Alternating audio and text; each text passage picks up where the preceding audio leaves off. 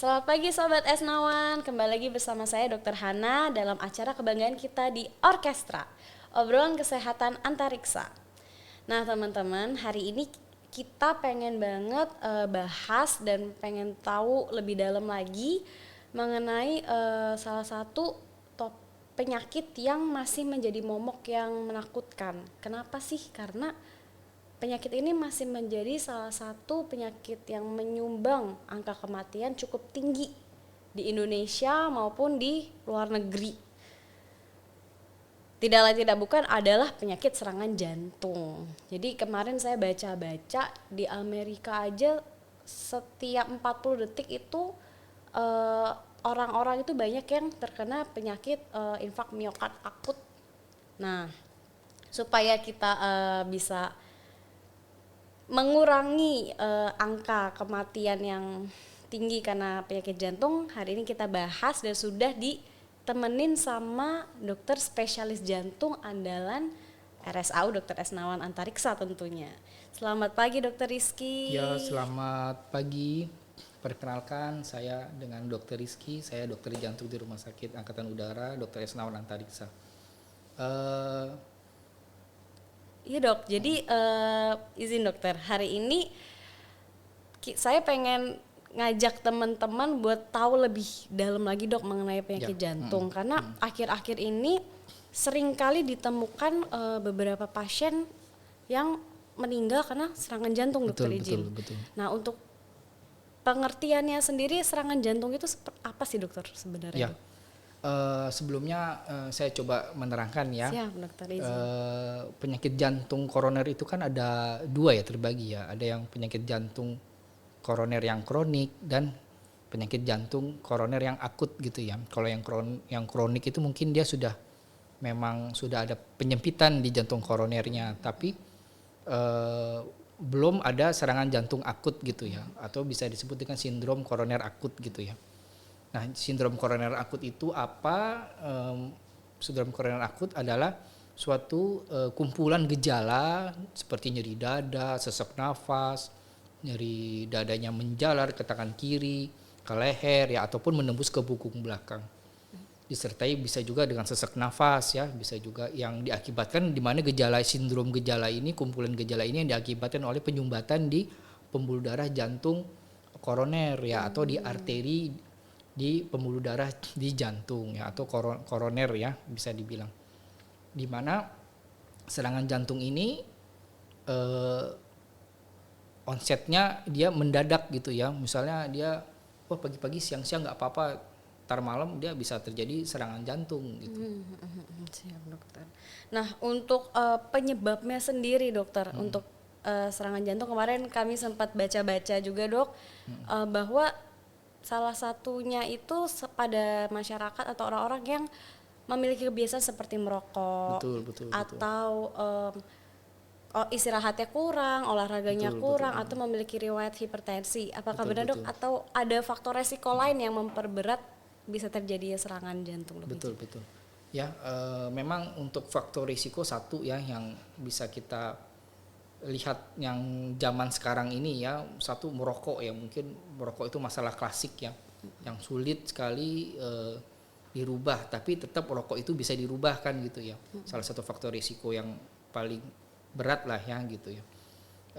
Selain rokok ada juga kolesterol ya. Kolesterol itu menyumbang salah satu faktor risiko, di mana si kolesterol ini ataupun dengan rokok ini bisa menyebabkan penebalan atau penyempitan di pembuluh darah jantung ya, di jantung koronernya. Ya, kemudian yang ketiga adalah hipertensi. Di mana hipertensi itu dia bisa merusak juga lumen pembuluh darah di jantung koroner tersebut, di pembuluh darah arteri jantung, sehingga dia terjadi tersumbat gitu ya. Kemudian yang nggak lupa adalah penyakit kencing manis ya, diabetes ya, itu juga salah satunya bisa menyebabkan penyempitan atau penyumbatan di pembuluh darah jantung. Yang terakhir adalah faktor keturunan ya. Mungkin kalau faktor keturunan ini itu kan berdasarkan teori ya gitu kan. Yang saya lihat mungkin dari pribadi saya sendiri, faktor keturunan itu adalah kebiasaan dari keluarganya. Misalnya tiap pagi anaknya dikasih teh manis kan gitu. Jadi sampai tua teh manis terus kan. Atau, Mungkin biar seger ya dok iya. ya, biar konsen. Biar nggak lemes kan gitu ya. Padahal kalau kita nggak minum teh manis juga, ya mungkin gula juga ya. Iya. Kita nggak apa-apa. Atau suka yang makanan yang kolesterol ya, atau bapak yang ngerokok, anaknya yang ngerokok juga. Waduh. Gitu ya. Makan yang berlemak-lemak gitu ya, ataupun makan-makan yang tidak sehat lah yang bisa menyebabkan penyempitan di pembuluh darah jantung koroner ini. Memang salah satu faktor risiko yang nggak bisa dirubah adalah umur. Dan umur, dan biasanya pada laki-laki gitu kan. Umur yang di atas 40 tahun dia berisiko, tapi tidak tertutup kemungkinan sekarang anak umur 30 tahun ada juga sekarang bisa kena serangan jantung ya, karena lifestyle-nya sudah buruk ya. Rokok iya, makan gorengan iya. Udah saya dimarahin tukang gorengan nanti. Yang lemak-lemak ya gitu ya. Tambah lagi dia kerjanya duduk aja gitu kan. Sekarang orang di Jakarta kan duduk aja, nggak ini ya, gitu beda sama yang di pedesaan. Dia ngerokok sampai umur 80 tahun tapi dia masih macul dari pagi sampai sore ya. Mungkin dia sehatnya di situ gitu ya. Siap dokter. Nah untuk gejala klinisnya sendiri dokter, maksudnya gejala-gejala yang sering dijumpai. Jadi ini kan bahas mengenai jantung dok. Jantung tadi sudah dokter jelaskan juga berupa rasa nyeri di dada. Betul. Namun tidak jarang juga kita temui dokter bahwa keluhannya sering di ulu hati. Aduh dok, kalau datang di IGD gitu dok, aduh saya nyeri ulu hati tapi minum obat lambung nggak hilang-hilang. Kadang nyeri ulu hatinya sampai keringet dingin. Kemudian akhirnya kita lakukan pemeriksaan lebih lanjut. Yang paling mudah kan rekam jantung ya dok. Betul. Itu gelombangnya ada yang naik, ada yang turun, itu yang mengarah ke serangan jantung. Nah untuk gejala klinisnya yang lebih khasnya, lebih tepat lagi supaya teman-teman itu kayak, oh ada gejala ini, saya harus cepat-cepat ke IGD terdekat untuk melakukan pemeriksaan apa. Itu apa ya dok gejalanya? Betul. Ya memang sebelumnya keluhan utama adalah nyeri dada ya. Cuma nyeri dadanya yang kayak gimana? Itu masih bingung. Kadang-kadang orang takut, ada sendut-sendut nih di sini gitu ya. Ya memang kita harus aware gitu ya, harus sadar diri ya. Kadang ada juga orang dia nyeri dada tapi nggak mau ngomong gitu ya. Malah dikerok dok biasanya, kerokan. Dikerok gitu. ya, atau dibiarin aja nggak dibawa ke rumah sakit. Iya itu dok. Memang kalau nyeri dada sebelah kiri, ada keringat jagung di sini. Nyerinya tuh seperti tertimpa benda berat ya, kayak ada orang bilang yang pernah kena serangan jantung kayak ditimpa gajah, dok gitu ya. Ampek juga. Nyeri dada hebat. Saya pernah lihat pasien itu sampai jungkir balik dia. Di tempat tidur itu, di IGD itu dia sampai jungkir balik karena nyerinya itu.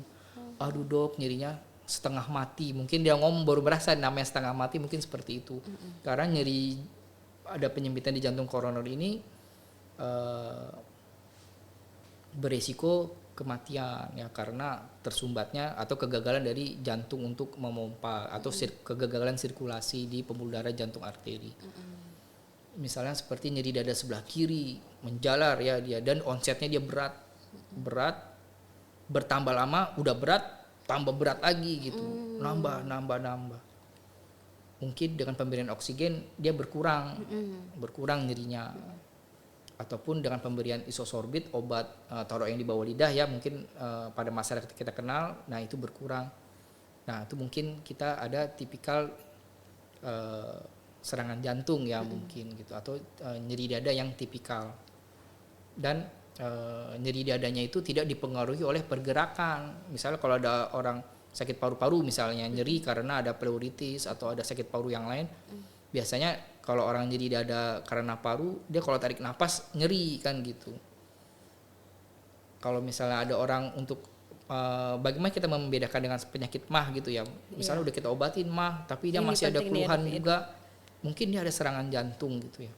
Mungkin perlu kita periksa jantungnya, kita rekam jantung atau pemeriksaan enzim jantung. Seperti troponin ya, untuk membedakan ya. Karena sulit sekali ada orang sakit MAH tahu ternyata dia serangan jantung, tapi karena sudah terlambat dia sudah meninggal dulu. Siap dokter. Jadi pemeriksaan yang bisa dilakukan Salah satunya pemeriksaan enzim jantung ya dok. Betul ya, kita bawa ke UGD untuk diperiksa lebih lanjut. Dirawat ya dok ya, biar bisa dipantau ya dok. Nah untuk pencegahan apa ya dok yang bisa kita lakukan ya dok, supaya nanti bisa menekan angka kematian serangan jantung ini dok, atau terjadinya serangan jantung. Betul. Pencegahan itu penting banget ya dok. Betul. Lebih baik daripada mengobati ya dok. Betul. Pencegahan itu jika kita ada nyeri-nyeri dada ringan atau ada nyeri dada yang hilang, ikrok hilang, mungkin kita harus periksakan ke dokter ya. Kita periksakan untuk rekam jantung ataupun kita treadmill gitu ya, untuk melihat apakah ada penyumbatan apa enggak gitu ya. Mengurangi faktor risiko ya, seperti berhenti merokok gitu ya, terus kontrol kontrol kolesterol ya. Kolesterol kita jangan sampai LDL itu, kolesterol jahat itu, low essential lipoprotein itu lebih dari 100 gitu. Bukan yang kolesterol yang tusuk-tusuk 200, bagus tuh kolesterol saya 200, tapi LDL-nya tinggi kan gitu. Harus diperiksakan itu rutin juga, 6 bulan sekali. 6 bulan ya dok 6 ya. bulan sekali bisa. Kalau misalnya dia memang ada riwayat kolesterol, dia minum obat gitu ya. Sebelum minum obat coba olahraga dulu, turun nggak? Kalau nggak ya dengan minum obat. Kalau misalnya dia ada penyakit diabetes, dia harus kontrol diabetes. Jangan sampai diabetes itu dibiarkan tinggi ya, gulanya harus terkontrol. Kalau misalnya pada gula darah puasa harus kurang dari 126 ya, atau gula darah 2 jam setelah puasa 144 harus di bawah situ. Kolesterol sudah kita periksakan, kolesterol kita kontrol, rokok kita berhenti, gula darah, hipertensi yang penting ya. Hipertensi juga penting sekali untuk penyakit jantung koroner, harus segera diturunkan juga. Target utamanya di bawah 140/90 ya. Misalnya kalau tensinya 130/80, nah yang bagus seperti itu. Siap dokter. Ya, kira-kira faktor resikonya yang harus ditekan ya dok. Jadi ya dok, betul. jadi harus berhenti ngerokok, olahraga juga. Betul. Olahraga sebaiknya berapa olahraga penting lama? ya, Iya, satu dok. yang ketinggalan. Olahraga tuh penting. Kalau misalnya orang sehat mungkin olahraga yang sekuatnya gitu ya, misalnya sehari 30 menit lah minimal ya, seminggu minimal itu ya 4-5 kali ya minimal ya gitu. Berapa menit ya dok Ya, sebaiknya 30 kalau olahraga? menit 30 menit. seenggaknya gitu, karena bagusnya sejam gitu ya. Misal kita jalan atau treadmill, jadi olahraganya konstan. Jangan kita jalan 10 menit nongkrong di tukang bakso makan kan, nanti olahraga lagi kan gitu. Numpuk kolesterol Jadi lagi ya harus dok. harus sama satu ya, dietnya yang pasti kita harus kurangin yang lemak-lemak ya, mungkin kalori harus kita kurangin juga gitu. Oh ya, atur asupan makannya ya dok Betul, ya. goreng-gorengan ya zaman sekarang ya, yang susah untuk Iya di betul dok. ini karena tukang jual gorengan, saya dimarahin untuk tukang jual gorengan nanti. Tapi gorengan enak sih dok. Boleh tapi dikurangin gitu ya. Siap dok, baik.